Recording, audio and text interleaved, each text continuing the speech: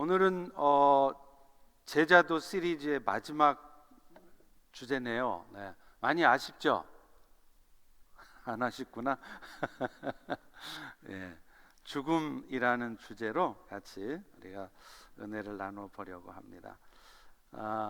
우리 같이 본문 12장 23절 24절의 말씀 한 절이니까 같이 한번 읽도록 그렇게 하겠습니다.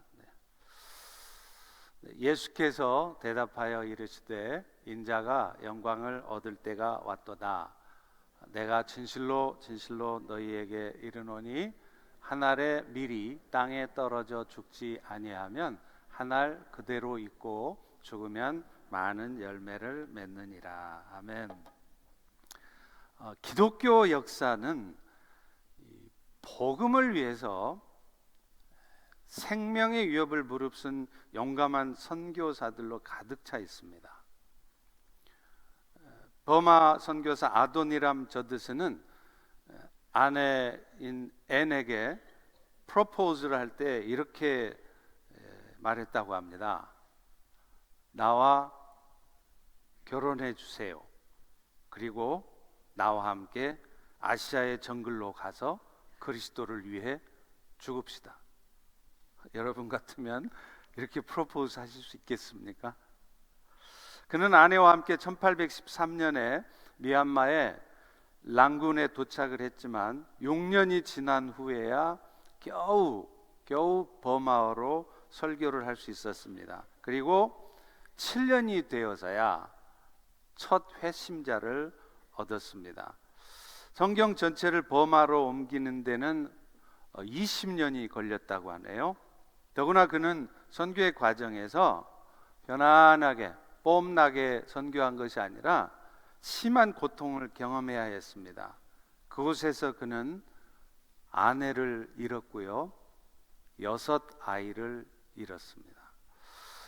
그와 그의 가족은 계속해서 미얀마에 있으면서 질병으로 괴로움을 당했습니다. 심지어 영국하고 미얀마, 버마 간에 전쟁이 있을 때는 스파이로 의심을 받아서 2년 동안이나 쇠사슬에 묶여서 더위와 또 오물을 견디면서 감옥에서 지냈습니다.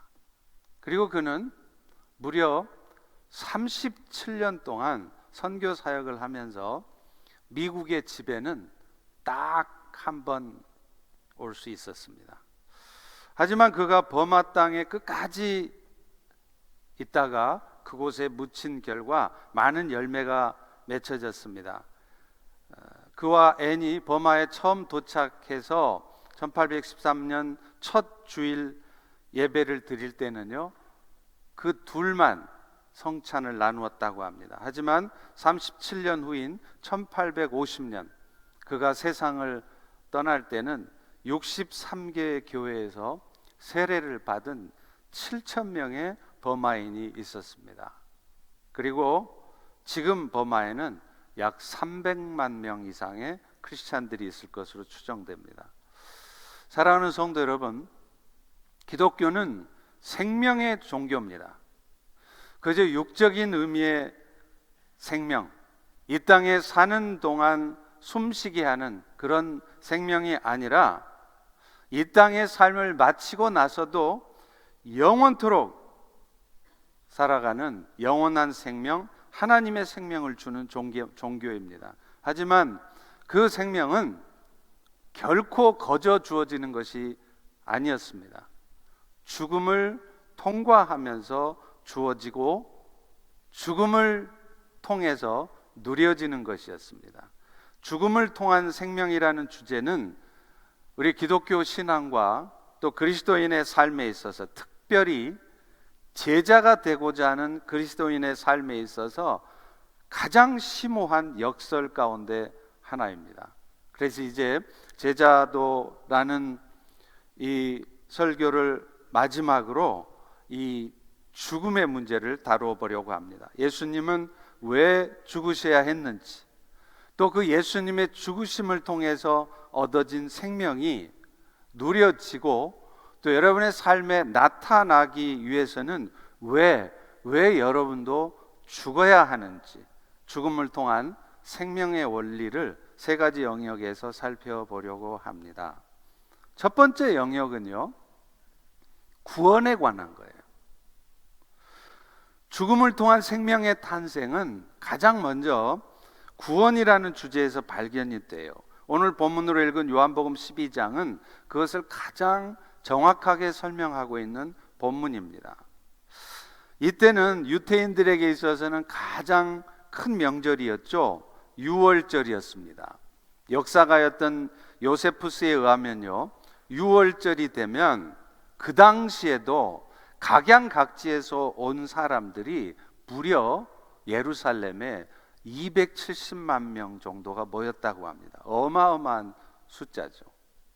그런데 그들 중에 이방인이었던 헬라인 몇 사람이 오자마자 예수님을 뵙기를 청합니다. 빌립과 안드레는 이 사실을 예수님에게 가서 전하죠. 그런데 예수님은 헬라인 2명이 당신을 좀 뵙기를 원합니다. 가시겠습니까? 라는 질문에 뜬금없는 소리를 하세요. 23절에 보십시오. 인자가 영광을 얻을 때가 왔도다. 헬라인이 예수님 뵙자고 하는데 어떻게 할까요? 물으니까 느닷없이 영광 얻을 때가 왔다는 거예요. 제자들이 어리둥절하지 않겠습니까? 그렇지만 제자들은 그 순간에도 사람의 생각, 인간적인 생각을 하는 거예요. 이제 사람들도 제법 찾아오고 예수님을 알아주고 하는 거 보니까 이제 예수님께서 드디어 자신이 구약 성경에도 예언된 메시아이심을 드러내시려나 보다. 그래서 죽은 자도 살려내는 그런 엄청난 기적을 통해서 로마 정권을 무너뜨리고 유대 왕국을 다시 세우심으로 스스로 영광을 받으실 것이고, 그렇게 되면 예수님을 열심히 따라다녔던 우리도 한 자리쯤 얻겠구나, 이런 생각을 했었을 것입니다. 그런데 그 다음에 예수님이 하신 말씀은 전혀 그런 제자들의 예상과는 다른 이야기였어요. 다 같이 24절을 같이 한번 읽겠습니다. 시작.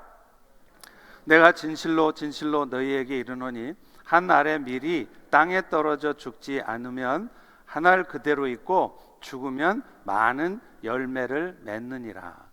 여기서 한 알의 밀이 땅에 떨어져 죽는다, 이 말은 사실 예수님께서 인류의 구원을 위해서 한 알의 썩어지는 밀알처럼 십자가에서 죽으실 것을 말씀하신 거예요. 결국은 예수님이 십자가에서 죽으심으로 많은 생명 탄생의 역사가 나타나실 것을 말씀한 것입니다.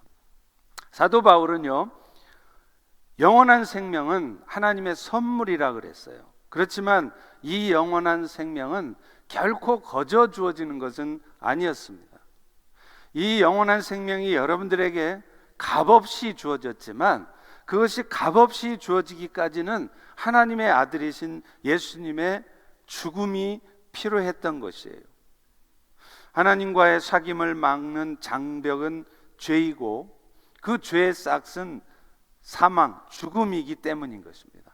그래서 예수님 자신은 비록 죄가 없으셨지만 그 죄가 없으신 예수님께서 여러분들을 대신해서 죽으심으로 말미암아 여러분들이 치러야 될, 마땅히 치러야 될 죄의 대가인 죽음을 대신 당하신 거예요. 그래서 그 죽음의 결과 잃어버렸던 하나님의 생명이 여러분들에게 다시 찾아지게 하신 것입니다. 우리가 예수님의 죽으심을 통해 새로운 생명을, 하나님의 생명을 얻게 되는 것은 예수님에 대한 믿음을 통해서 죽으시고 부활하신 예수님과 신비적인 연합을 이루게 됨으로 주어지는 것이에요. 여러분이 예수를 믿는 것은 여러분의 결단으로 되는 거 아닙니다. 하나님이 은혜를 베풀어 주셔서 성령을 보내주시고 그 성령의 역사하심으로 여러분이 예수를 믿는 게 아니라 여러분이 예수가 믿어지게 되는 거예요. 그 결과 어떤 일이 벌어지느냐 하면 여러분들은 그동안 알지 못했고 잃어버렸던 예수님과 신비적인 연합을 이루는 것이에요. 우리가 그분 안에 들어가는 것이고 그분이 영으로 우리 안에 오시게 되는 이런 신비적 연합이 이루어지는 것이죠. 그리고 그 결과 그분이 한 일이 곧 우리가 한 일이 되어져서 십자가에서 죽으신 것은 그분이신데 그분과 우리가 성령의 역사로 하나가 되었잖아요. 그렇기 때문에 그분이 곧 내가 되어서 십자가에 죽으신 것은 그분이신데 그 결과, 신비적 연합의 결과 내가 십자가에서 죽은 것처럼 되는 것이죠.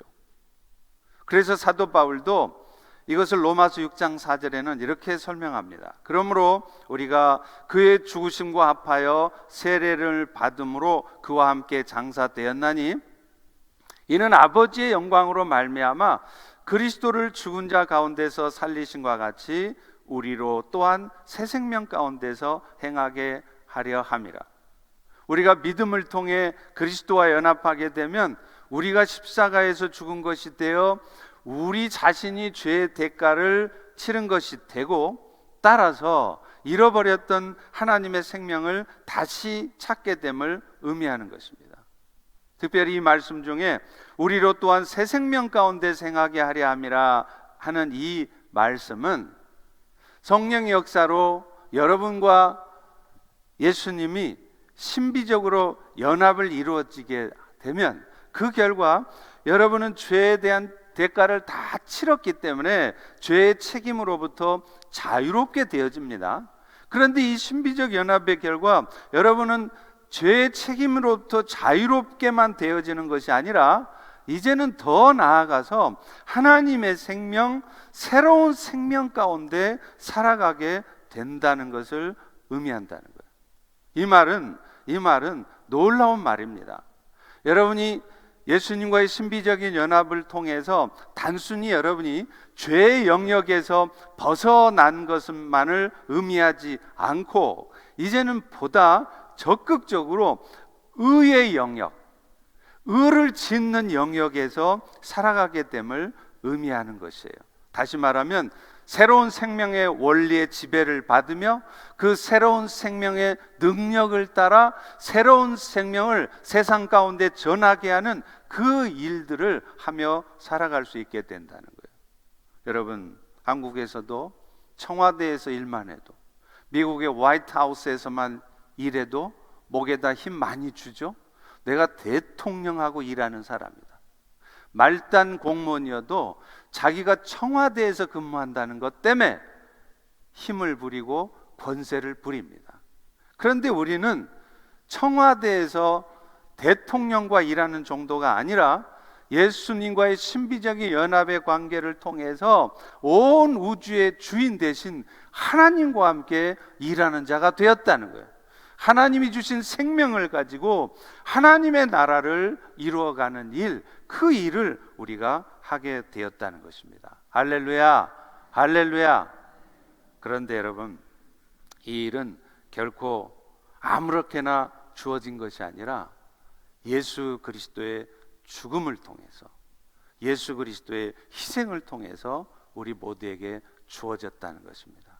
그러므로 오늘 또 우리는 인생 살아가면서 어쩌면 가장 감사하고 날마다 감격해야 될 일이 예수 잘 믿고 봉사 많이 하고 예배 잘 드렸더니 하나님이 나를 이렇게 축복해 주셔가 내 자식 잘 되고 내가 이래 돈 많이 벌고 내가 이래 건강하게 오래 살게 되었습니다가 아니라 예수님의 그 십자가의 죽으심을 통해 내가 이 영원한 생명의 은혜를 얻어서 오늘 또 하나님과 함께 영원한 하나님의 나라를 이루어가는 일에 동참하게 되었다는 것, 이것에 감격하고 감사하셔야 될 줄로 믿습니다.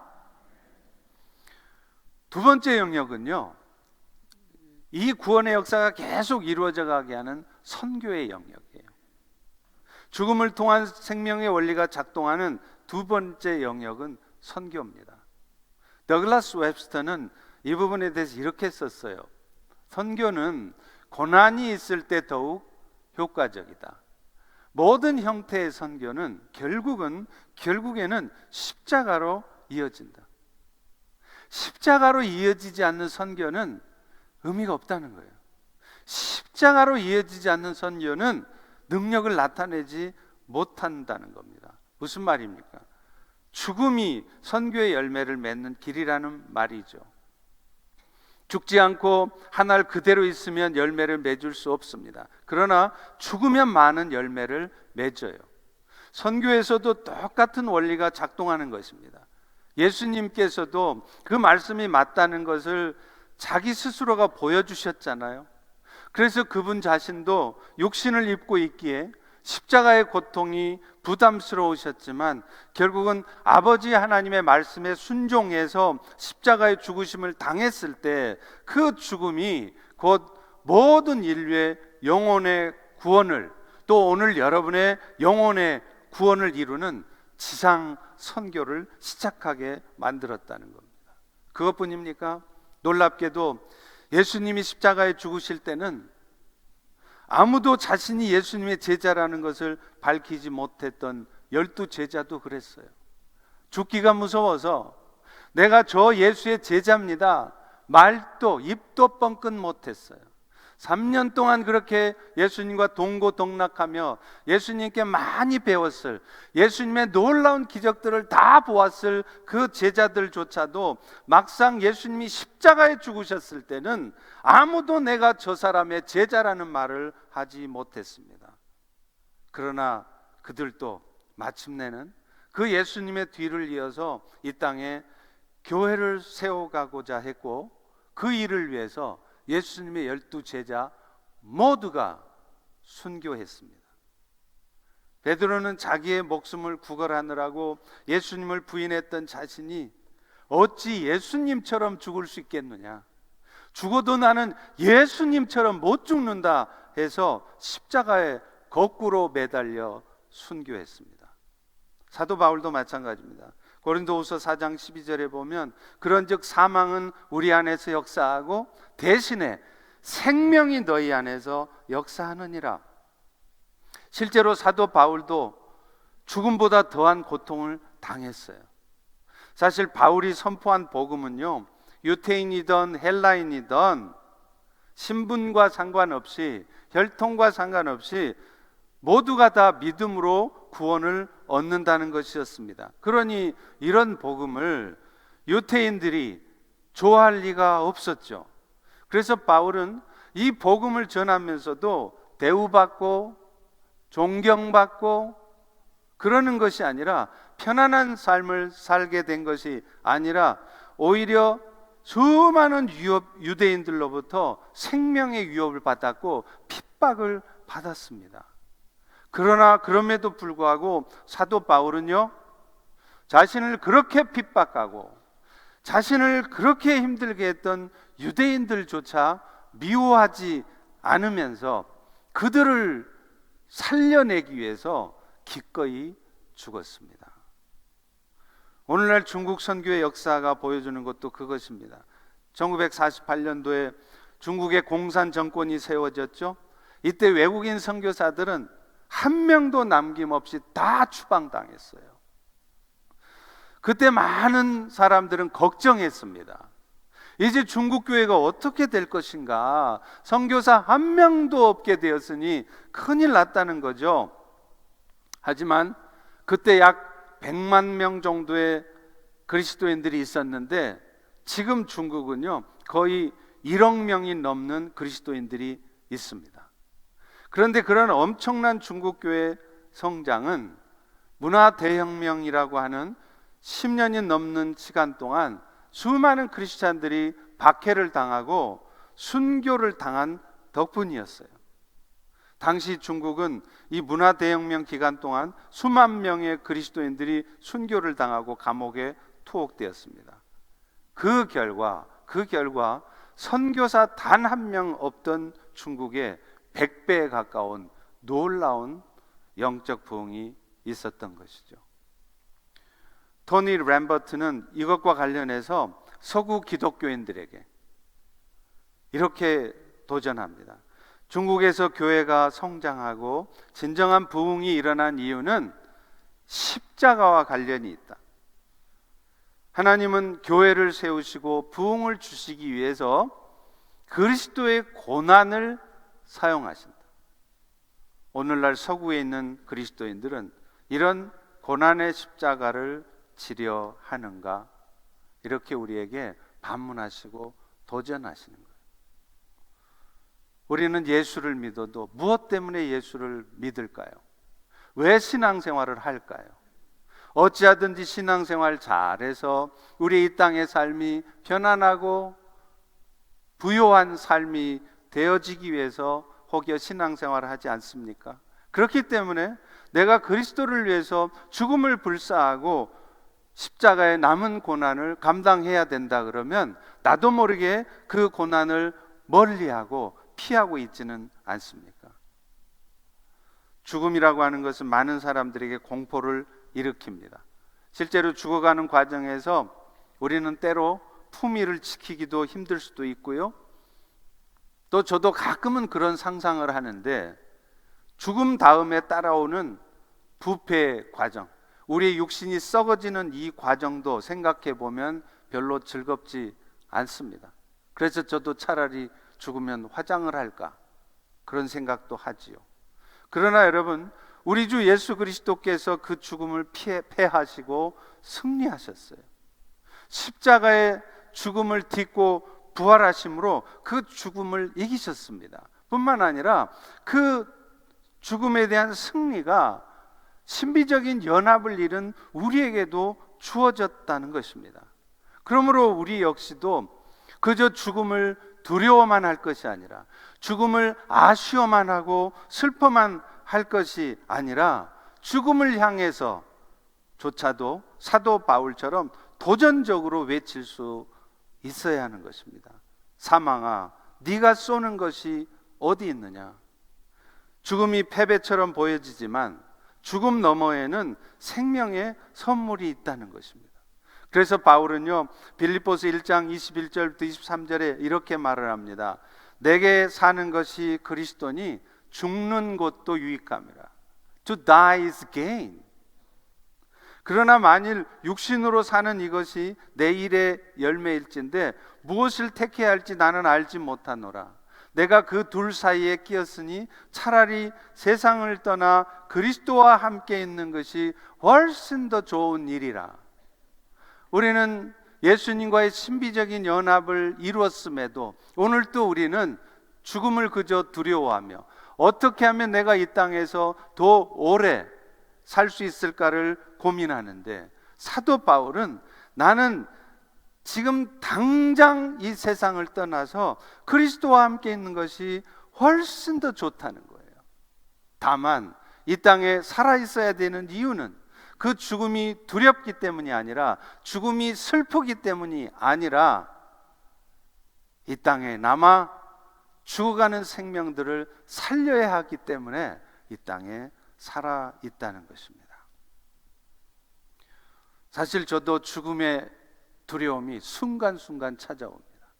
그러나 그럴 때마다 이미 죽음을 이기시고 부활하신 주님을 생각하면 마음이 담대해져요. 어차피 인생은 한 번 죽는 것인데, 언제 죽어도 죽는 것인데, 죽어도 우리에게는 영원한 생명이 있는데 내가 무엇 죽음을 두려워할 것인가?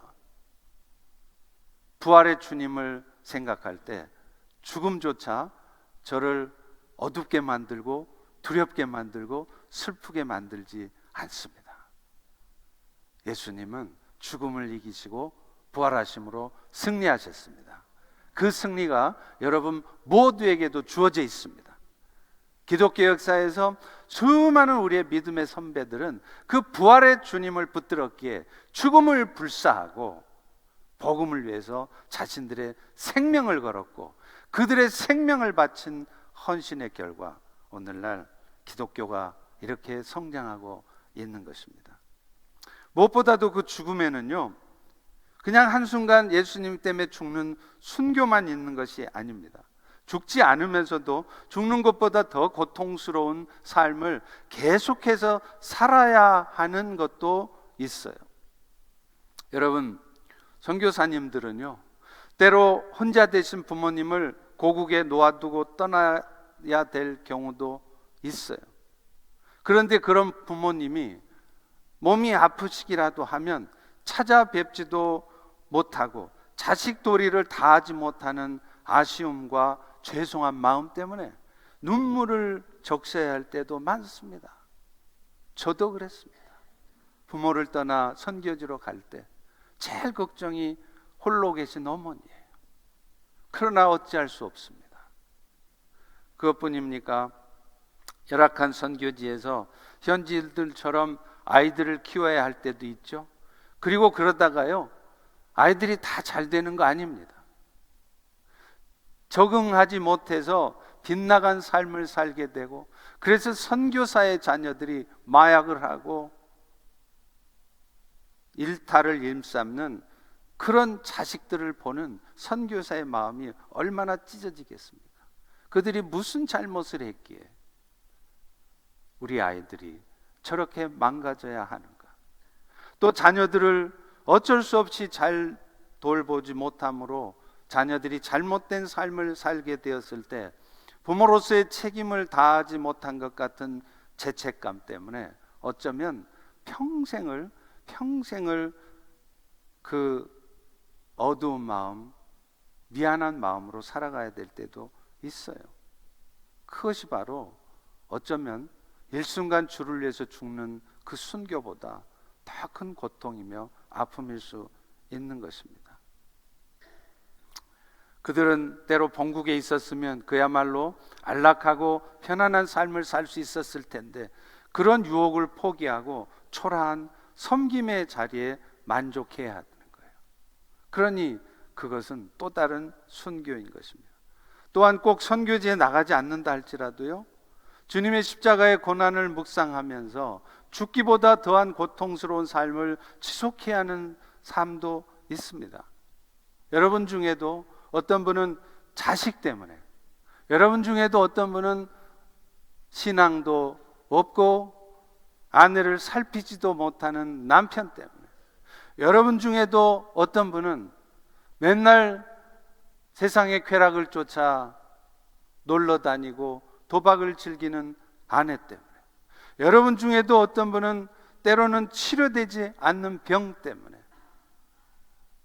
무거운 십자가를 지고 살아가야 되는 사람들이 있어요. 저는 목회하면서 가장 마음 아픈 경우가 그런 경우입니다. 어쩌면 저분은 저 자녀 때문에 평생을 마음에 무거운 짐을 안고 살아가야 될 텐데, 어쩌면 저분은 저 못돼 먹은 남편 때문에 평생을 힘들게 십자가를 지는 마음으로 살아가게 될 텐데 라는 생각을 하면 너무 마음이 아픈 거예요. 그러나 어찌할 수가 없는 것입니다. 그것이 그분들에게 예수님께서 지고 가게 하시는 십자가일 수 있기 때문에 그렇습니다. 어느 여집사님이 매일 술만 먹고 오는 남편 때문에 너무 속이 상했답니다. 그날 또 어김없이 인사불성이 되어서 들어오는 남편을 부축해서 겨우 누인 후에 팔자 타령을 합니다. 하나님, 나는 왜 이런 남자와 결혼을 해서 이 고생을 해야 합니까?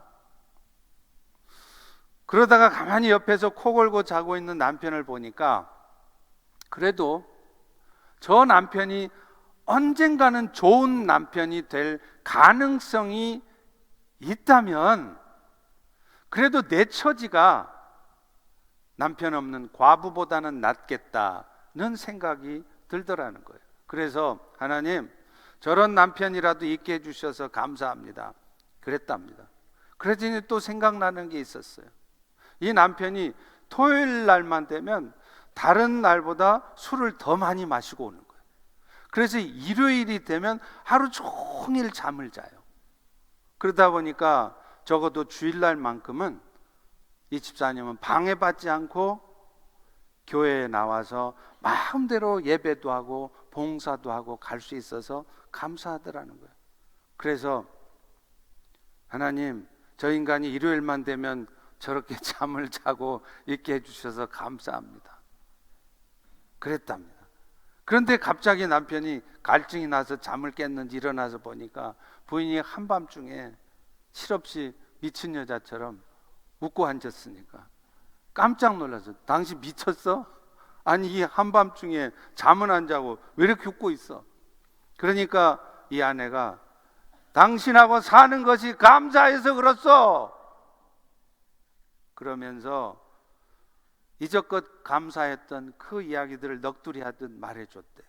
그랬더니 가만히 남편이 그 말을 듣더니, 여보, 당신은 내가 교회 다니는 것이 그렇게 좋아? 그렇다면 이제 내일부터 내가 교회 나갈게. 그러더니 정말로 그 이후로 남편은 정말로 그 아내를 따라서 신앙생활을 시작하게 되었다는 거예요. 사랑하는 성도 여러분, 예수님을 따르는 길이 항상 편하지만 않습니다. 어쩌면 한순간에 순교하는 것보다 더 고통스럽고 힘들 수 있어요. 그리고 그 끝은 방금 앞서 말한 그 술만 마시는 남편의 아내와 같이 항상 드라마틱하고 항상 좋은 결과만 있지는 않습니다. 어쩌면 그런 남편 때문에, 어쩌면 내가 평생을 책임져야 되는 자식 때문에 이렇게 죽는 순간까지 십자가를 치고 가야 되는 삶을 살아야 될 수도 있는 거예요. 그러나 그런 우리에게 베드로전서 1장 6절 7절은 이렇게 말씀합니다. 너희가 이제 여러 가지 시험으로 말미암아 잠깐 근심하게 되지 않을 수 없으나 오히려 크게 기뻐하는도다. 너희 믿음의 확실함은 금보다 더 귀해서 예수 그리스도께서 나타나실 때에 칭찬과 영광과 존귀를 얻게 할 것이라. 할렐루야. 우리의 삶이 이 땅이 전부라면 그런 삶을 살아야 되는 사람들처럼 비참한 인생은 없을 것입니다.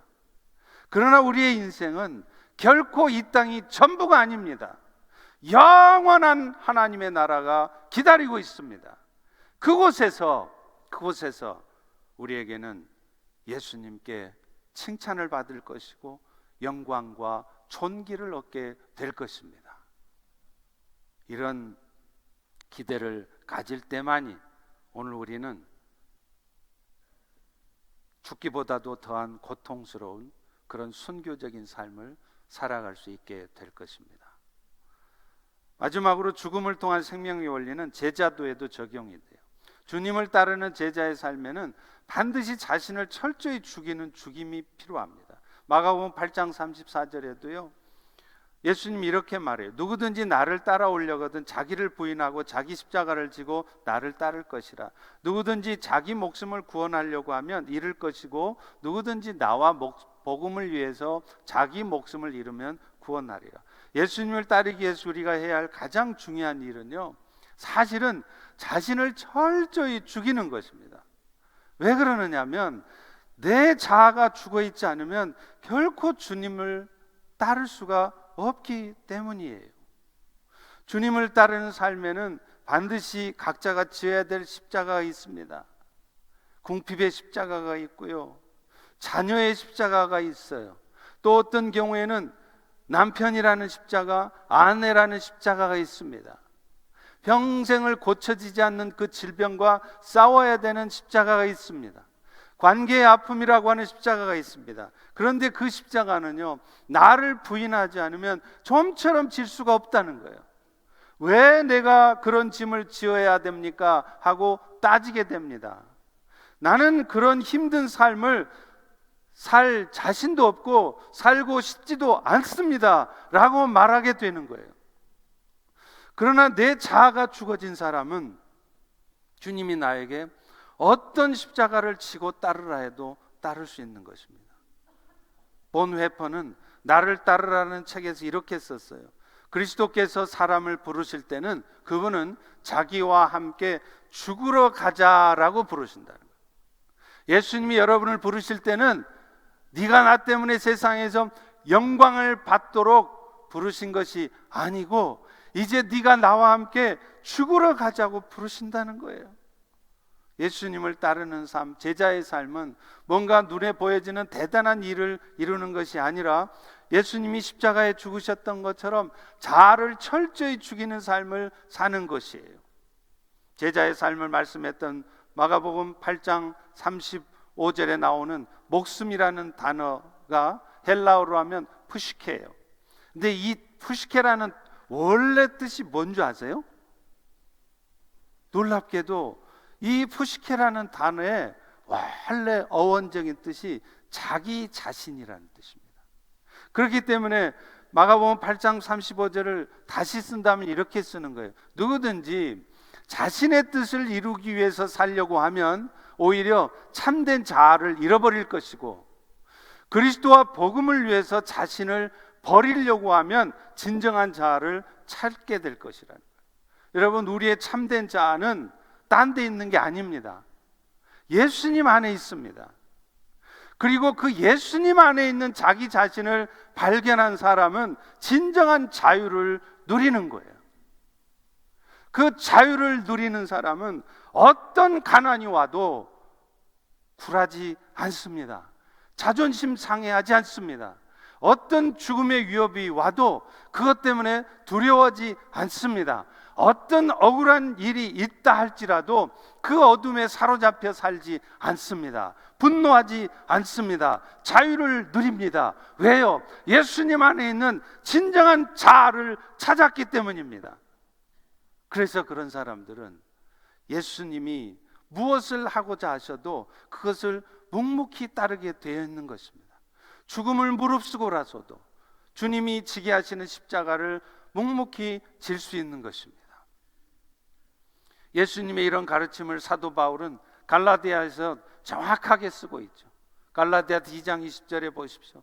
내가 그리스도와 함께 십자가에 못 박혔나니 이제부터 사는 것은 내가 아니요 내 안에 그리스도께서 사신 것이라. 내 정과 욕심은 이미 내 자아는 십자가에 못 박고 이제부터는 내 이 타락한 본성, 육체의 욕심을 따라 내 생각대로 살아가는 것이 아니라 주님의 뜻을 따라서 주님이 지게 하시는 십자가도 묵묵히 지며 살아갈 수 있게 된다라는 것입니다. 안타깝게도 우리는 종종 살아있는 우리 자신을 발견하죠. 순간순간 내가 살아있는 거예요. 그래서 로이드 존스 목사님이 유명한 말을 했어요. 많은 사람들이 그리스도인다운 삶을 살지 못하는 이유는 영적으로 자기 자신을 과보호하고 있기 때문이라는 거예요. 그래서 하나님은 오늘 또 우리 인생 가운데 다루시는 것입니다. 하나님이 우리 인생을 육신의 질병을 통해서 혹은 관계의 아픔을 통해서 경제적인 어려움을 통해서 우리를 다루시는 이유도 철저히 우리 자신을 죽이시려는 거예요. 그래서 결국은 내가 죽어 있지 않으면 안 된다는 것을 알려주시려는 것입니다. 이제는 내 뜻대로 내 생각대로 사는 것이 아니라 주님 뜻대로 살겠습니다 고백하며 주께서 어떤 삶으로 나를 이끄시든지 주님이 나를 어느 곳에 쓰시든지 따라가겠습니다 라고 말을 하게 하시려는 거예요. 사랑하는 성도 여러분, 사는 게 좀 답답하십니까? 그래도요, 말 많이 하지 마시고 가만히 기다려 보십시오. 정말로 여러분의 자녀들이, 여러분의 가정이, 여러분의 직장과 사업장이, 여러분의 교회가 어떻게 되는지 한번 보십시오. 오히려 가만히 나를 죽이고 있을 때 하나님이 하시는 것을 보게 될 것입니다. 그리스도의 일꾼이라고 할 때 이 일꾼이라는 단어가 휘페로테스라는 단어인데, 이 단어는 고대 시대에 전투함에 배 밑창에서 노를 젓는 노예들을 일컫는 말이에요. 여러분, 배 밑창에서 열심히 노를 젓는 노예가 할 일은 뭘까요? 지금 이 배가 산으로 가고 있는가 바다로 가고 있는가는 신경 쓰지 않습니다. 오직 선장의 명령에 따라 열심히 노를 젓는 것이에요. 오늘 우리 제자들의 삶에도 마찬가지입니다. 우리의 삶의 인도자가 되신 예수님의 명령에 순종하면 되는 것입니다. 예수님께서 가라 하시면 가고, 예수님께서 서라 하시면 서고, 지금은 가야 할 때인데 왜 섭니까? 라고 묻지 않는 것입니다. 지금은 서야 할 때인데 왜 가라 하십니까? 라고 말하지 않습니다. 여러분, 노아의 방주에는 노가 없다는 사실을 아시지요? 사람의 생각으로 하면 40일 동안 방주가 바다 위에 떠다니면서 암초에 부딪히지 않게 하려면 방주에 가장 필요한 것은 노일 것 같습니다. 그런데 하나님은 방주에서 가장 필요할 것 같은 그 노를 만들라고 하지 않으셨어요. 이유가 뭘까요? 하나님이 친히 방주를 보호하시고 친히 이끌어 가시겠다는 것입니다. 그러니 너희는 방주가 바위에 부딪히며 또 침몰하면 어떻게 하나 그거 걱정할 일이 아니고 네가 할 일은 방주 안에 있는 동물들에게 열심히 먹이나 잘 주고 있으면 된다고 말씀하는 것입니다. 이제 말씀을 맺으면서 제자도에 대한 시리즈 설교를 마치려고 합니다. 바울은 고린도후서 4장 11절에 이렇게 말했습니다. 우리 살아있는 자가 항상 예수를 위해 죽음에 넘겨지면 예수의 생명이 또한 우리의 죽을 육체 가운데 나타나게 하려 함이라.